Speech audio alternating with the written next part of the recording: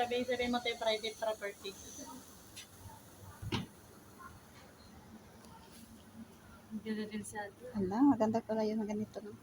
Maganda yun sa Pilipinas negosyo. Mag-business ka doon sa Pilipinas. Eh, hindi na ng mga pamangkin mo. Tubusin mo sa pamangkin. Wala na. Ha? Bukas na ulit eh. Bukas na. Kasama ko dito, tulala na. Ay, na. Bukas na daw sa kanila. Te, pahingin akong pinggan kasi wala na kaming kung. Malamig ba yun? Anong gagawin?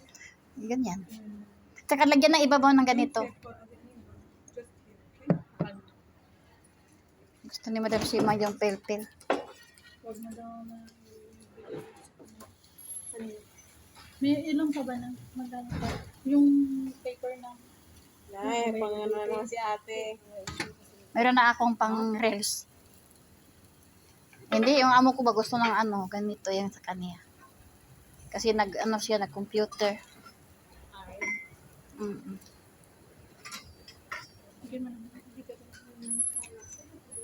Tama ba yun ang tatlo? Kasi gusto niya maraming maraming GB.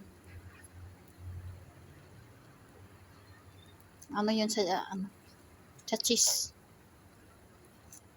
Ito yung mozzarella, masarap din. Tapos lagyan ko ng pilipil sa dito. Masarap din. Pwede din. Hindi may pinggan. Don't keep any from the other house. Just keep.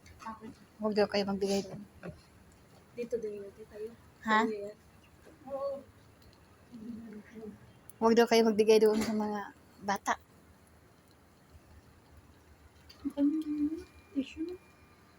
Lagyan ko ng pilipil pe. Mamaya na, oo. Pagtaas na. Oo. I-ano mo yan, lahat. I-ganyan mo. Ay, hindi pwede, Hindi kasi no? ito pero makakabayaran din. Hindi siya, Hindi kasi ito, manipis kasi yung wrapping namin. Oo.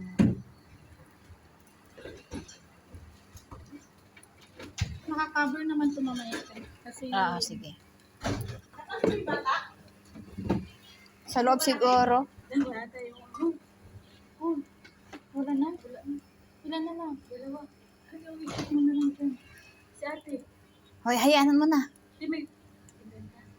Ano ko na lang doon sa Ipinggan ko na lang yun. Bismillah.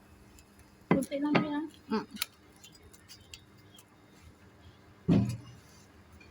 Wenida? Wenida? Wenida? Eh, and receipt. Di may finger. Okay na yun. Pero kami muna na to sa kanila. Oo. Dito ka din ba? Oo. Ito